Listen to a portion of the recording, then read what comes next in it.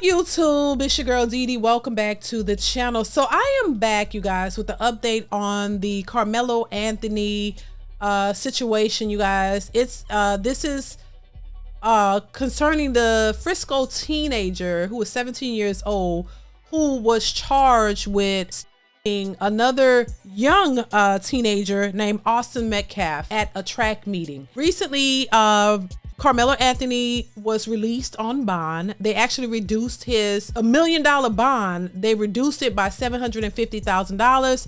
So he was able to make bond with the reduction of that bond. So he is out. He has to wear an ankle monitor and he is on house arrest. You know, we're gonna get into this. I want to play a little bit of what I have concerning this case. And once again, I will say for the record, this is an unfortunate situation, you guys. I really hate that this happened. But before we get into all of this, if you are new to the channel and you like the content, go ahead and hit that subscribe button. It is free to subscribe, share, and like the video. Hit that notification bell to be notified when I upload new content. And also shout out to Jerome Pleasant. Shout out to him. He is a supporter of the channel. I appreciate you. Thank you so much for all that you do. Make sure you guys chime in the comments. I want to hear what you have to say on this one. Here we go.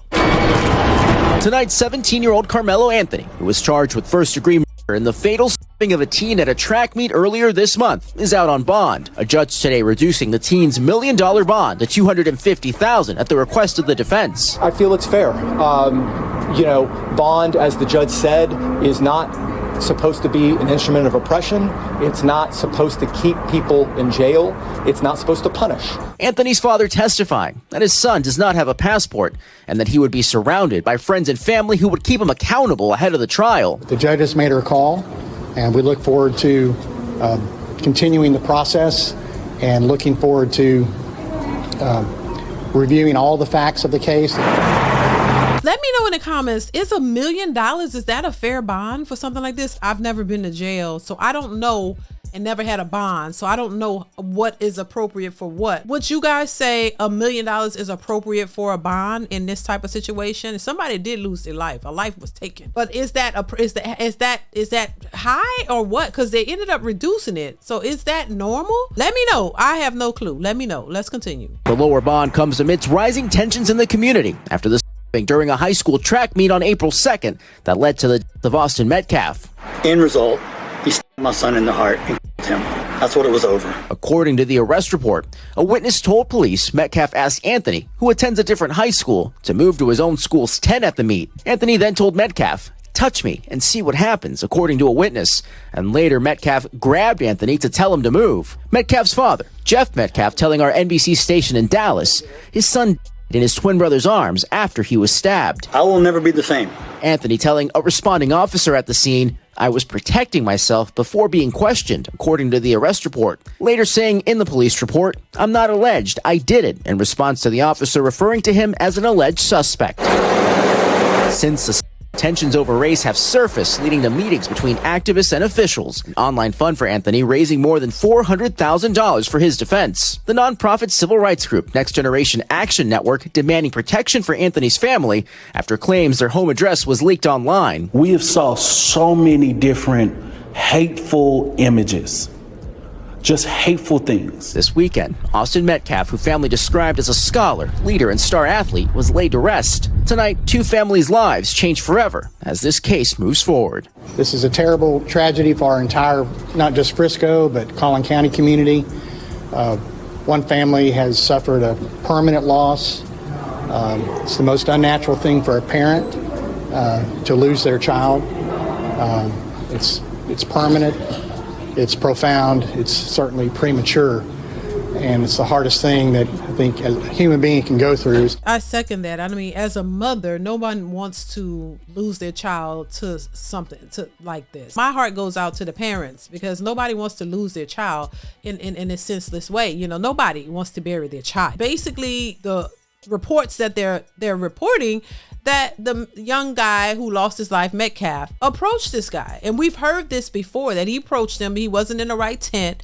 And, you know, there are people out here saying that, hey, a fight started, that he approached him, grabbed him, and then Karmelo Anthony defended himself. Now, once again, all of the information will come out. We're not privy to everything, but this is what's out there. There are people who were saying that this Karmelo Anthony was bullied. They were saying that the two brothers were approaching him and basically trying to bully him, allegedly. We don't know if that's factual, but that is what's out there. We have our eyewitness out here on social media. You have other people who are defending Metcalf.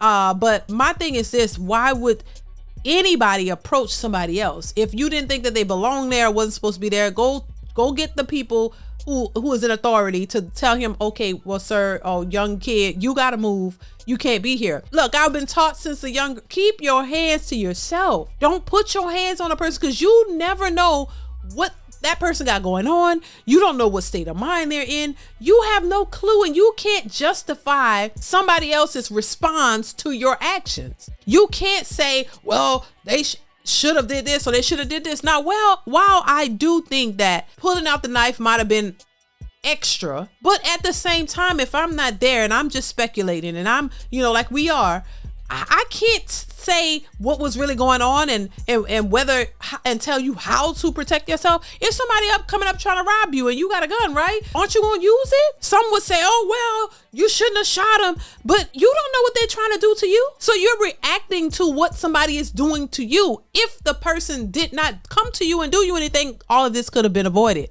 That's all I'm saying. That's why I say it's a tricky, unfortunate situation, and I think it is bringing up a more racial divide. Of course, race has everything to do with it, because we know, and there's a history of racism in this country, and black people have definitely had to deal with things much differently than our white counterparts. It's just what it is. Once again, we got to look at all of the evidence, y'all. We got to stop prejudging things and really look at what it is and trust that the system is going to respond accordingly. And whatever the truth is, whatever it is, we got to accept it, whether we like it or not. But get down to the truth of what happened and make the decision based off of that, not who's white and who's black. That we got to stop that. Let's continue. So, George, what else do we know about the condition of this teen's release? Yeah, Tom, he'll be under house arrest and also have to wear an ankle monitor and check in with the bailiff every single Friday. Now, today, his attorney saying this investigation is still far from over, as there's still many questions left to be answered, including why the teen may have had a knife on him in the first place. Segment here discussing the tragic loss of life of a young. Is it illegal to carry a knife? I mean, don't people carry guns, right, for your protection? We don't know what was going on with him. Was he being harassed? Was it just for his protection? A lot of people carry something on them to protect themselves just in case. I don't think it's unusual to have some type of protection on you. People walking around, guns are legal for people to carry it. So there are always people walking around with some type of protection on them. Let's continue. High school student in Frisco, Texas at a track meet. And watching that newscast, it upsets me because that newscast is full of damn lies. This is a tragic situation where a young man lost his life, yes. But young Karmelo Anthony, in this case, the young man who's been charged with, he did not assault anyone in the beginning. He didn't start this fight. The young man approached him with his brother, threatening Karmelo to move out of a spot that was not assigned to anybody. Where Karmelo was sitting, he had a right to be sitting. There was no assigned seating anywhere in the stadium that excluded students from sitting in certain areas.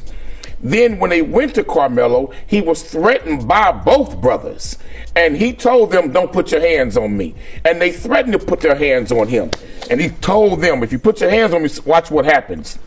The white kid, in this case, Karmelo in the face. He didn't push him, he pushed him in the face. And then that young man defended himself, and unfortunately, a young student lost his life. But Charles, in the state of Texas, you have a right to stand your ground, and if you are the victim of a vicious attack, you can use deadly force if necessary to protect yourself and your life, to stop you from becoming a further victim of an assault or a crime. What do y'all think about this? See, and this is what I've been hearing too, that both brothers approached him allegedly. We're gonna say allegedly, and that one of them punched him in the face, and he defended himself. And there is a stand your ground law in Texas where if you feel threatened and somebody is approaching you, you have the right to defend yourself. And once again, if that is what transpired, in my mind, he had a right to defend himself. If you don't know what's going on, call the authorities. Let them deal with it. But you shouldn't take matters into your own hands and just exert your whatever it is you feel you have authority or privilege or whatever to approach people in situations that it don't involve you. I'm just saying, if that was the case, once again, the information is still coming out. We don't have all of the information. So once we get all the information, we'll see what actually transpired, what happened to lead to this tragic situation. But it's just unfortunate once again, y'all. That's all I'm gonna say. Let's continue. Why is this young man in jail when he didn't start it?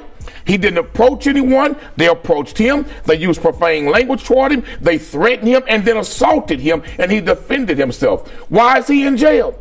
He's defended himself from a vicious attack and assault. So this young man, in my opinion, should not be in jail. Teach your children.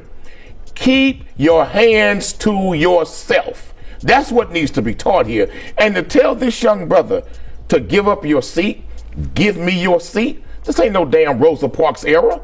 You just can't go to a young black man and say, give up your seat. He had a right to sit there. And so that brother had his back of the bus moment and refused to give up his seat, and it cost that young white kid his life. I rarely say this, Quanell. I sometimes internalize it, but shame on you. How absolutely despicable for you to sit here and try to draw this false equivalency between Rosa Parks and this scumbag murder. Right? Shame on you for living a life defined by make-believe racial grievance. But why does he have to be a scumbag? I'm just saying. Why does he have to be, why he's a 17-year-old kid? Why does he have to be a scumbag? That you seek a pulpit to lie to people. And let's talk about those lies. Even if you assume everything that is coming out of the Karmelo Anthony camp, even if you assume all of that is true, under the laws of the state of Texas, he is still absolutely guilty of murder, period. Like, you can assume all the fabrications are true. It's still murder, right? You do not have a right to use deadly force in response to a shove or a punch. Now, mind you, all the witness statements are saying it was a shove that was goaded, but let's assume everyone's lying and this murderer is telling the truth. You still can't, because the scenario what you're advocating for, and pulling Rosa Parks into, is that every time someone walks through a club and someone shoves them or bumps them, you can pull out a knife and stab them in the heart and kill them. And I have no doubt that more is going to come out of Karmelo Anthony. That more evidence. So there are rumors that I don't want to regurgitate. Oh, please do. No. Please do. Let's talk about what has been sold. That you sent me this weekend when we were discussing it. You sent me the statement by the police chief that turned out to be just fabricated. Somebody out there making believe the FBI is now involved, right? And that people are regurgitating all over social media. And it's all driven on racial lines. You are the one that was calling for Daniel Penny to go to prison for life. Now, mind you, we have this new spectacular game in America, right? Where we play white man always bad and evil, black man always good, no matter what happens. The truth is, my feelings on this, if it was a white young man who brought a knife to school, went to someone else's tent, started being a jackleg, refused to move out, and then pulled out a stabbed it in someone's heart, I would call him a murderer. And if a white kid did exactly what Karmelo Anthony did to a black kid, you would be out here marching in the streets. Oh, no, I would not be. People would be burning your life.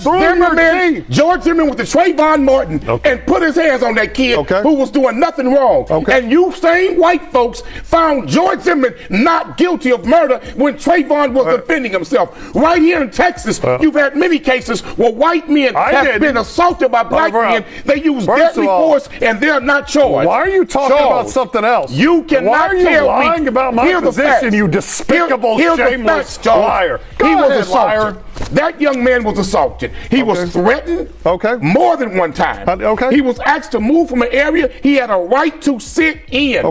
He didn't approach nobody. He didn't threaten nobody. That young man, after being threatened continuously 3 times in a row, was in the face. He had a right to defend himself. So don't tell me that this young man can be threatened multiple times and physically punched and assaulted, and he ain't got a right to put his hands in self-defense on the person assaulting him. And he can use whatever force is necessary to stop the attack. Why do you? Child, listen, and see, this is the thing. People are gonna go back and forth as they always do when situations like this happen. And I get it, but everybody's going to have their opinion. Everybody's going to be biased in, you know, what they believe. It's just what it is. This is not the first time we've seen incidents like this. And yeah, you know, there are cases where, you know, like I said, being black in America, I mean, I wouldn't say that every black person that cries wolf and claims that they're innocent is innocent. No, I would never say that. I just think that people are just going to believe what they want to believe. And usually, you know, black people are going to be more partial. The majority of black people are going to be more partial to the black kid, and white people are going to be more partial to the white kid. And at the end of the day, a young man lost his life. And another one is, you know, going to have to go through the courts to see if he's going to lose his life. Because if he goes to jail and he's you know, found guilty of this, his life is lost. So this is not a win-win situation for anyone. I'm so sorry this young man lost his life, because it's unfortunate. It really is. And my heart goes out to his family and all. But if he approached him in a way and started a fight, and the guy defended himself, what else can you say? The only thing that most people are going to say is why, because that's what I said too. Like, did you have to go get a knife out? Did you not think that this was could be deadly? Like, but at the same time, you can't tell a person how to defend themselves. If you are out in the streets and somebody is trying to rob you and approaching you and you have a weapon, aren't you going to use that to save yourself and defend yourself? I don't know what it is where you feel like you have to approach folks to try to tell them what to do. No, if you think that somebody is out of line or where they shouldn't be, call the appropriate authority. Call the people who are over this to say, hey, you got to move or whatever. And hopefully they can handle it in a much better way. You know what I'm saying? So I just think we got to look at the initial issue, because that is how we get to this part. This is unfortunate because these are young men.